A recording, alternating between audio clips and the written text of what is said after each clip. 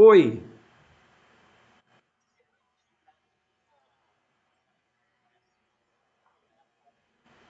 Ó, eu lembra que no começo do ano nós tivemos aqueles incêndios na Austrália? Isso aí ficou até no esquecimento já, né? Mas você lembra que foi uma tragédia aquilo lá? O país estava pegando fogo, literalmente, lembra?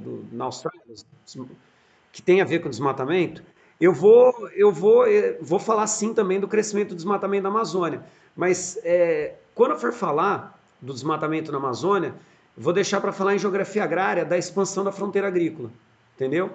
Que aí a gente vai chegar na região da Amazônia e vou citar o que vem acontecendo, tá? E eu quero também comentar essa questão aí dos incêndios na Austrália, que foi no começo do ano, que a gente está tão, né, com pandemia na cabeça que até esquecemos esse fato, tá?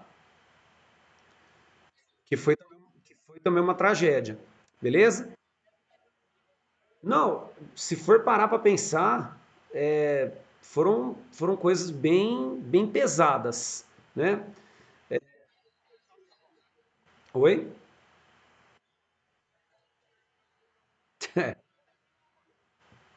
Pode falar, Felipe.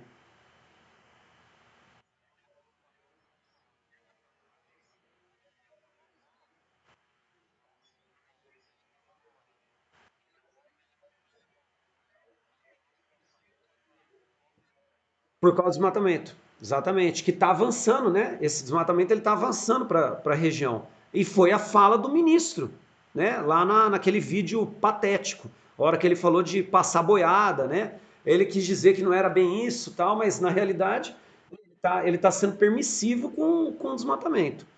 Bom, vamos lá então, pessoal. Ó, gravando já, então já está tudo certo. Laninha, só me lembra aí o negócio. Como que eu falei El Ninho, pessoal? Eu coloquei aquecimento da água, né? Eu não coloquei? Quando eu falei de El Ninho. Então, mas no lado eu coloquei aquecimento superficial, coloquei, né? Tá. Laninha, na frente, coloca aí então, pessoal. É o contrário, tá?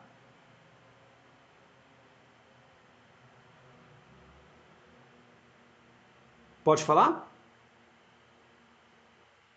Pode? Põe assim, ó. Resfriamento, resfriamento superficial,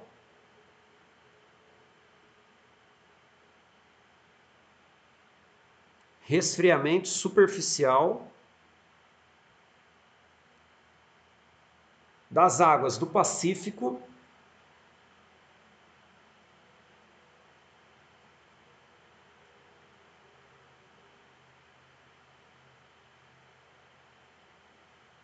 resfriamento superficial das águas do Pacífico,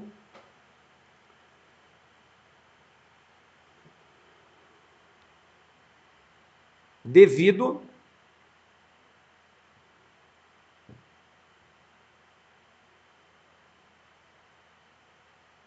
espera, vamos lá agora. A condição para ter o El Ninho é que os alísios, por algum motivo, não se sabe qual, eles acabavam se enfraquecendo, né?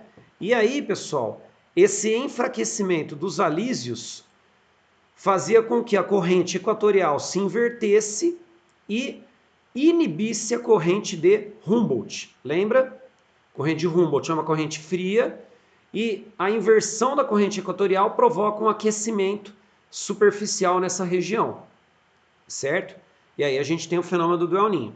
Como o Laninha ele é o contrário, é um resfriamento, nós temos um fortalecimento dos alísios, tá? Não se sabe também por que eles ficam mais intensos. Resultado, eles vão empurrar com mais intensidade a corrente equatorial, ó, tá vendo? Tá vendo aqui, pessoal, ó, tá vermelho, tá? Para a região da Ásia e da Oceania.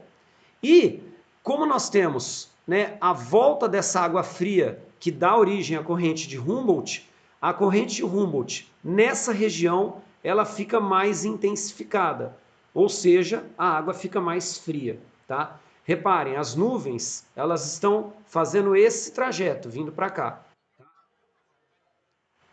Tô,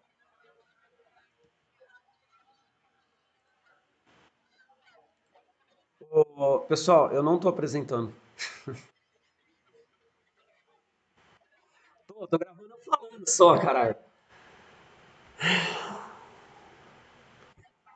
Volta à aula presencial, por favor. Volta à aula presencial.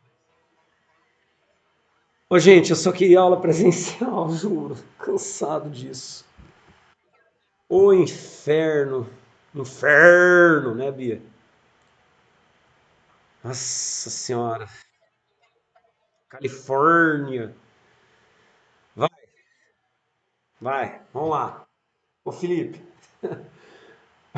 vocês devem ter olhado com uma cara, tipo, o que esse cara tá arrumando, né?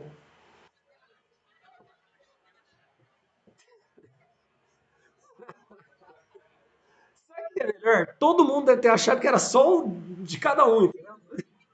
É. Ai, meu Deus. Oi, quem tá me chamando? Fala, quem tá me chamando? Eu não tô ouvindo, gente. Fala, o que que foi? Oi, Bia. Ah, o negócio que eu dei risada. É, o tanto de apreensão que está sendo feita hoje no Rio de Janeiro. Vocês viram? Por causa de desvio. Eu não aguento mais Globo News por causa de desvio de verba da prefeitura e do governo do estado para compra de respiradores e tudo mais. Foda, hein?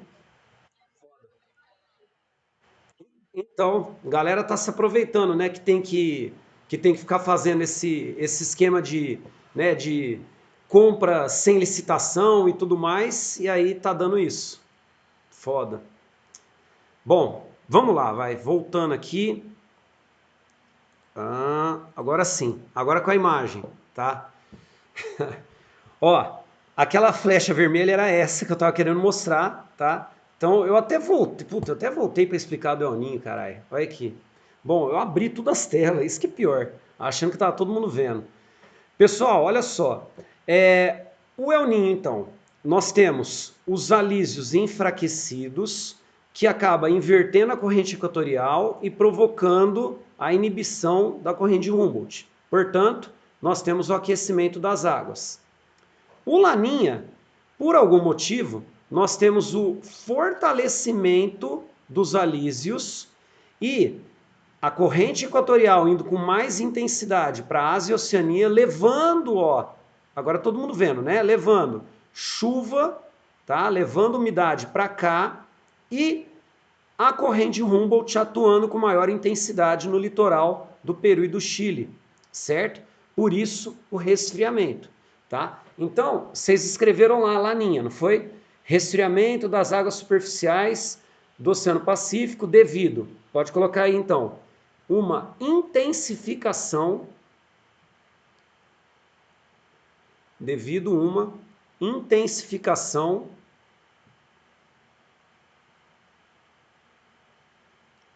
dos alísios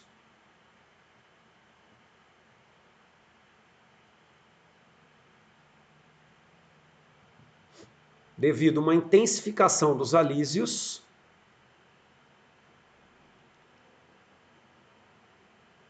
que deslocam a corrente equatorial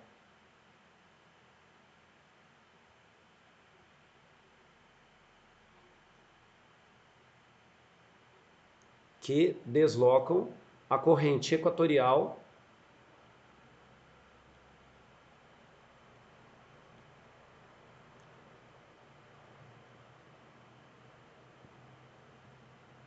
com mais intensidade para a Ásia e Oceania,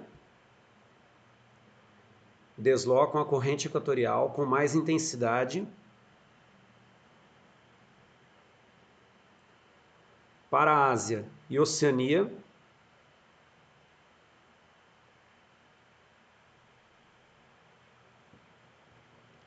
e assim fortalecem e assim fortalecem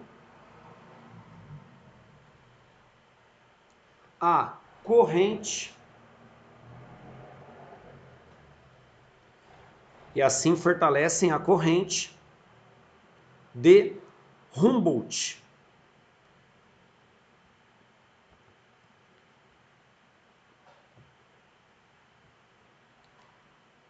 E assim fortalecem a corrente Humboldt, tá? Pessoal, hoje de manhã eu passei aquele exercício lá para vocês de Cabo Frio, que eu falei para vocês que o fenômeno que acontece quando a água fria está na superfície é chamado de ressurgência. Então, quando nós temos o Laninha, nós temos um fortalecimento do fenômeno da ressurgência, porque a água fica mais fria.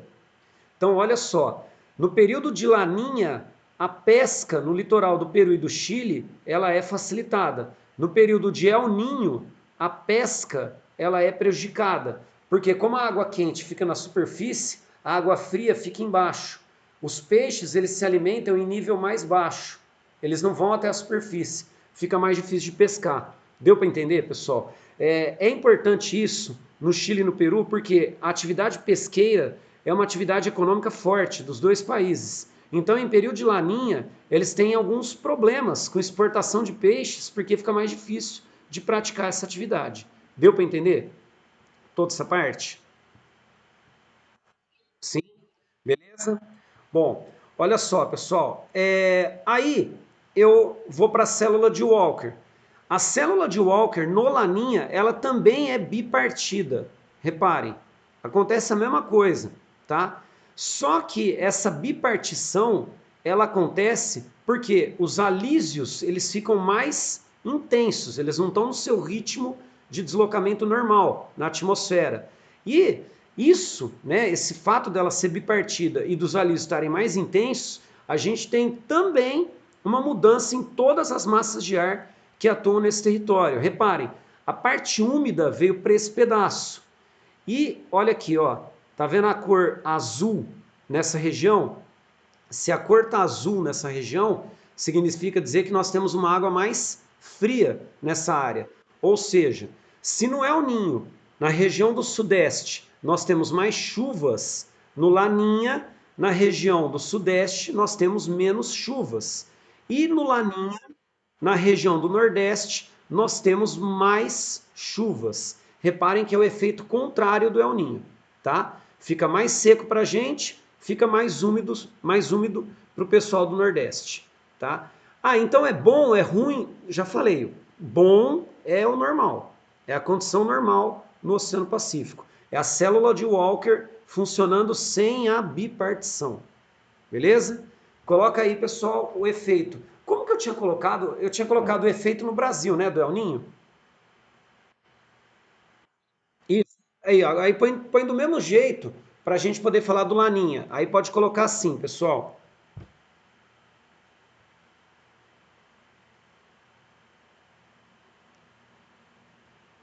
Período mais seco no Sudeste. Período mais seco no Sudeste.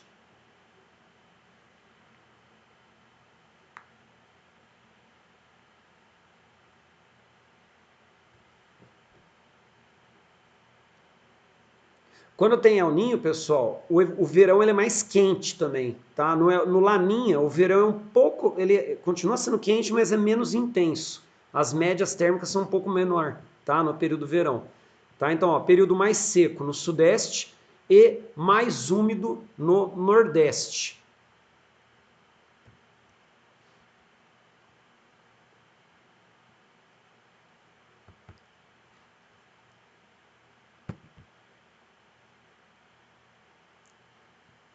Oi? Então, no Laninha, o litoral do Chile e do Peru, a corrente Humboldt fica mais forte, né? Então fica mais fria a água. Então facilita a pesca, entendeu? Os peixes eles ficam mais tempo na superfície para buscar o alimento. É aquele fenômeno que eu falei que tem lá, lá em Cabo Frio, que é chamado de ressurgência. Isso, porque fica mais fria a camada superficial, tá?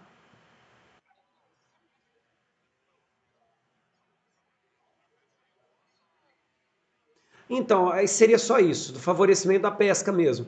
Porque se a gente for pensar, tanto no Brasil quanto no Nordeste, No Nordeste é ruim chover muito nesse ponto, porque chove mais do que o normal deles. Então isso prejudica uma sazonalidade que eles têm, que é do semiárido, entendeu? Não é legal ter mais chuva, pode prejudicar a agricultura deles lá, tá? E no caso nosso, como fica mais seco, também prejudica, entendeu? Acaba sendo favorável só para pesca mesmo lá no Peru e no Chile.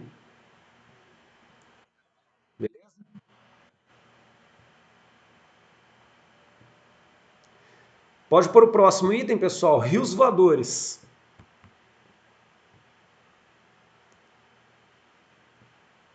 Gol do Hertha Berlim, 2-2.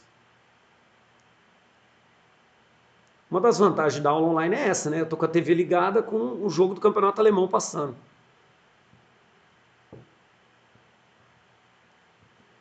Rios voadores. Pode ir? Pode? Bom, aqui, pessoal, envolve massa de ar, tá? Mas é simples para a gente poder entender. Eu vou entrar nas massas de ar no Brasil, né? E eu falei já de massas de ar para vocês em geral, né? Eu não falei das massas de ar no Brasil, mas eu falei das massas de ar em geral. Olha só, os rios voadores, pessoal, eles são aquele mecanismo que garante a não existência de um deserto aqui. Lembra? Sair em linha reta, aqui a gente está no trópico, né, de Capricórnio. Se eu sair em linha reta, eu chego no Atacama, tá? Se eu continuar em linha reta, eu chego no Kalahari. Se eu continuar em linha reta, eu chego no deserto da Austrália, tá? Então, a única área que a gente não tem, de fato, tá, uma área desértica é aqui no Brasil, no Trópico de Capricórnio, tá? No Trópico de Câncer seria a região do clima monsônico, tá? Por que que não há um deserto? Não há um deserto por causa da existência dos rios voadores, tá? Então, eu vou dividir a ação dos rios voadores para vocês e aí vocês vão anotando, beleza? Primeiro ponto, pessoal, que contribui para a formação dos rios voadores é a evaporação que a gente tem na região do Oceano Atlântico, na faixa equatorial. Como é faixa equatorial, é uma área quente, nós estamos no litoral, a evaporação da água aqui é intensa, tá? Então pode colocar aí o primeiro ponto, pode pôr número 1, se quiser. Eu não vou seguir exatamente o que está escrito aqui, tá? Mas eu vou explicando para vocês a partir do mecanismo. Então, primeiro, pode pôr aí, ó, evaporação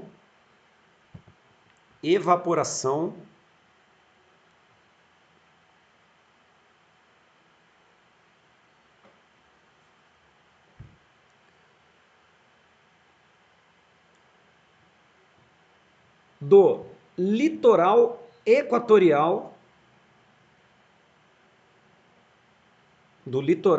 equatorial, que é essa área aqui, tá, gente? Ó, aqui é a linha do Equador, litoral equatorial é esse pedaço aqui todo, tá? Do litoral equatorial do Oceano Atlântico.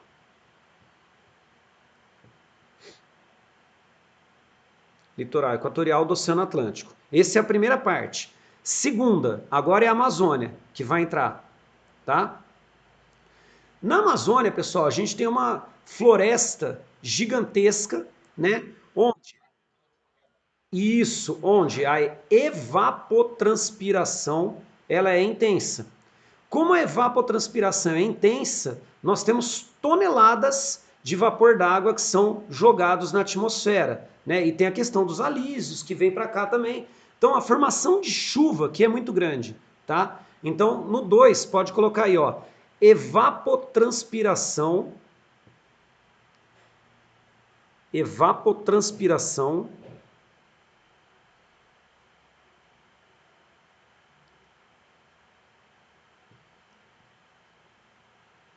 da Amazônia,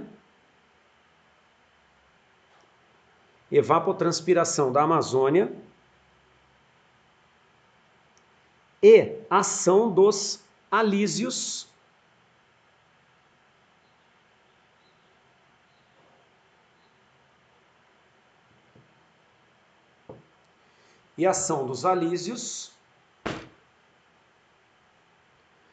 Acabei de dar uma joelhada na minha mesa. Cara, eu não consigo parar quieto. Ou eu estralo meus dedos a aula inteira. Olha isso. Meus dedos estão estralando, não sei por que está estralando. Nunca fui de estralar dedo. Tá foda. Ó, evapotranspiração da região amazônica, né, da floresta amazônica, e a ação dos alísios que formam cursos d'água que formam cursos d'água atmosféricos. Os rios voadores, né? Cursos d'água atmosféricos.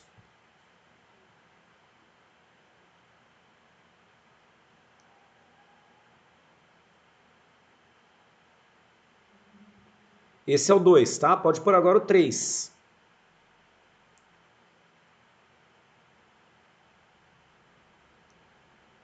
Pode falar? Pode? Ó, pessoal, nessa área aqui da Amazônia, a gente tem a massa equatorial continental, certo?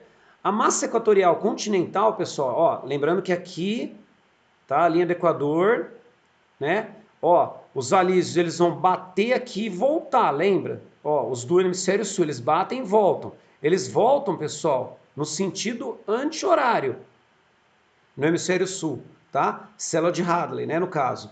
E aí, pessoal, o deslocamento dessa massa de ar equatorial continental, ele seria para cá, tá? Ele iria para o Pacífico.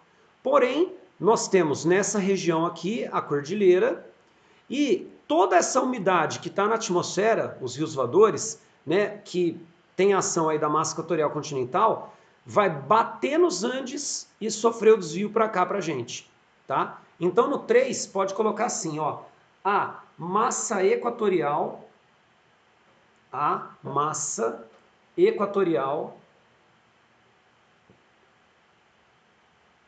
continental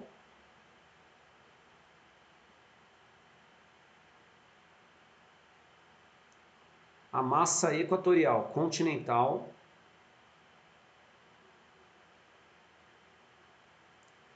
transporta os rios voadores,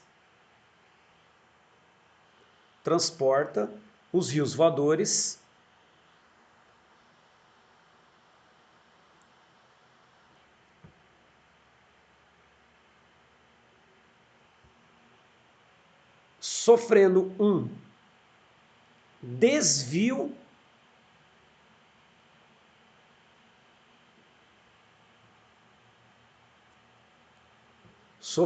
desvio na Cordilheira dos Andes.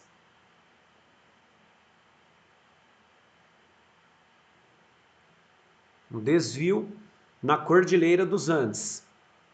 Esse é o 3, e aí pode pôr o 4.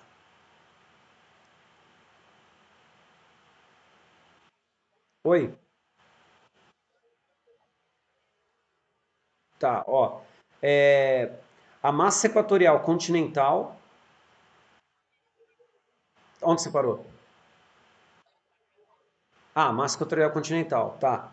Transporta os rios voadores. Massa equatorial continental transporta os rios voadores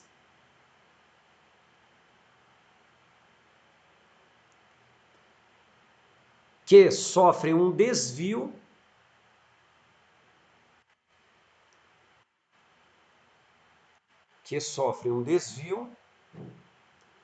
na Cordilheira dos Andes. Só isso que eu falei, né? É, parei aí, né? Na Cordilheira dos Andes. Tá, então, ó, só completa assim, ó. Sofre um desvio na Cordilheira dos Andes para o centro-sul do Brasil. Pronto, só isso, para ficar mais completo. Para o centro-sul do Brasil. Aí pode pôr o número 4.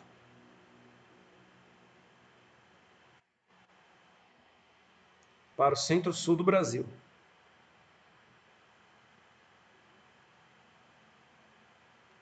Aí no número 4, pessoal, é a chuva que a gente tem nessa área. Numa área que é do trópico, né? de Capricórnio. Pra vocês terem uma noção, pessoal, aqui em Ribeirão, né, até Orlândia aí, né, nesse pedaço aqui do interior de São Paulo, toda essa região seria semiárido, tá? Se a gente tivesse um árido na região de São Paulo, tá? Então, no 4 pode pôr assim, ó, chuvas, chuvas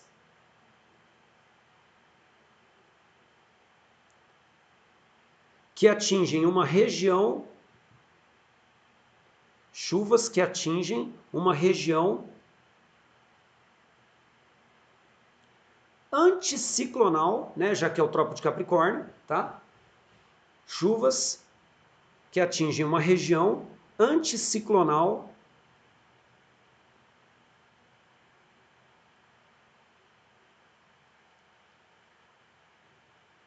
e que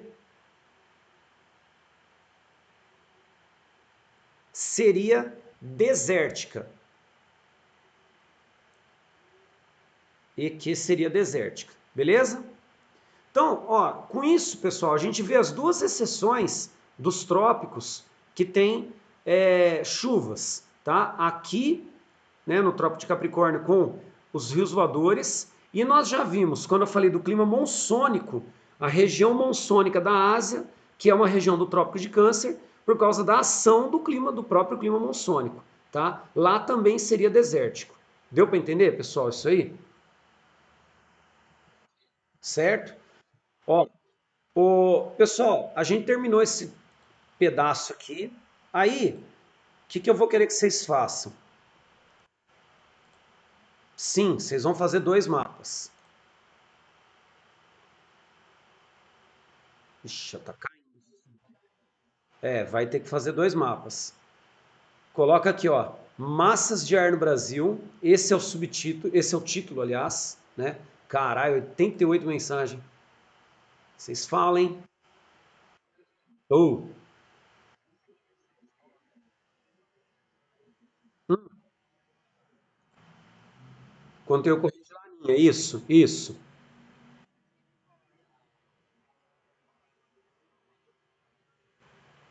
Então, mas aí peraí, chove mais no Nordeste, fica mais seco no.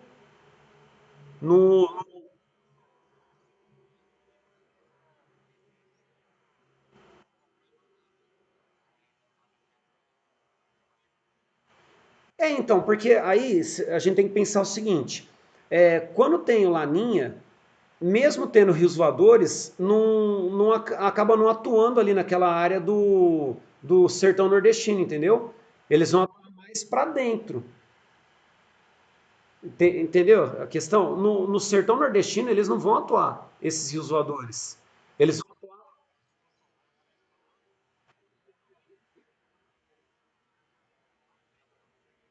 Então, aí a gente tem que pensar o seguinte: o Laninha ele vai pegar do final do ano, do meio do ano até o final do ano, tá? Então, por exemplo, quando a gente tem Laninha, mesmo com a ação dos rios voadores, nós temos um verão um pouco mais seco, vai chover menos, porque acaba alterando essa massa de ar, entendeu? Então, assim, atua. Chove, mas vai chover menos do que o normal. O que deveria chover no normal, que seria um verão chuvoso. Então, o Laninha, ele acaba influenciando até nos rios voadores, sim. Era isso que você tinha perguntado, é isso? É, ele acaba atuando sim. Oi?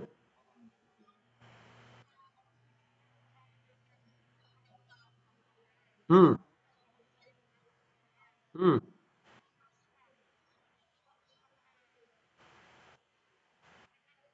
da ressurgência?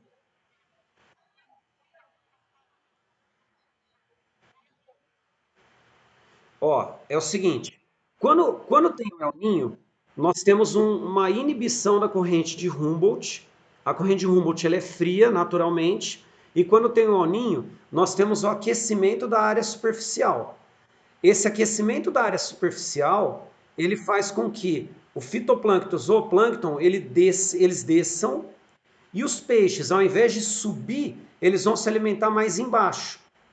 Aí não tem isso, aí os caras não pescam. Isso. No Laninha, como o Humboldt fica mais forte, O fitoplâncton e o zooplâncton estão aqui na superfície, então os peixes estão aqui na superfície. Então não afeta a ressurgência, entendeu? Favorece, favorece a ressurgência, entendeu? Lembra, lembra do que eu falei, Carlinha, na aula da manhã de Cabo Frio, tá?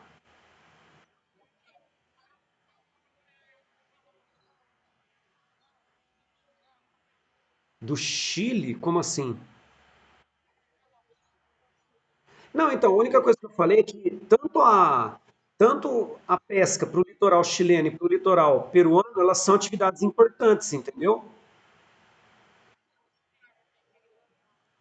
Então, quando tem laninha, nesse ponto acaba sendo bom para o Chile, porque eles conseguem pescar mais, eles têm mais oferta de peixe. É mais fácil de pescar, entendeu? Era nesse sentido. Economicamente para eles acaba sendo bom nesse ponto, entendeu? Imagina. Mais alguém aí, pessoal, com dúvida? Oi, oi, Gui, fala. Peraí. Vixe, peraí, cadê o C aqui? Então é o ninho, ó, então é o ninho que, quem? A Bia também perguntou?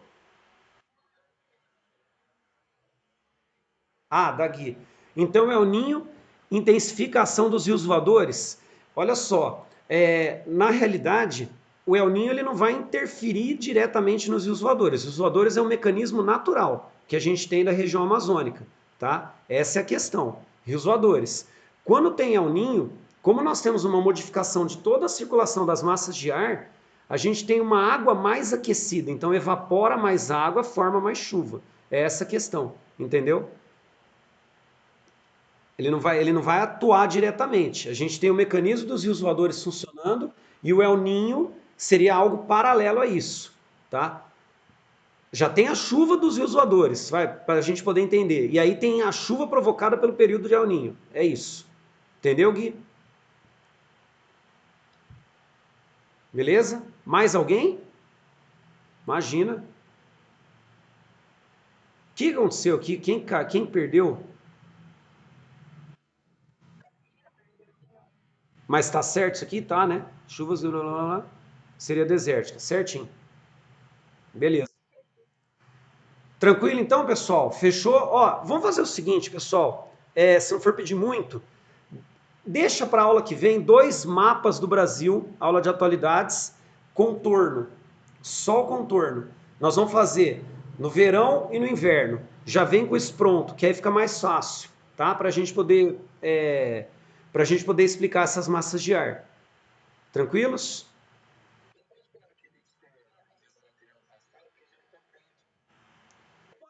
Pode ser, ué, pode ser. Aí eu explico. Quem quiser fazer isso, aí eu já explico. Pode ser também. Tem problema não.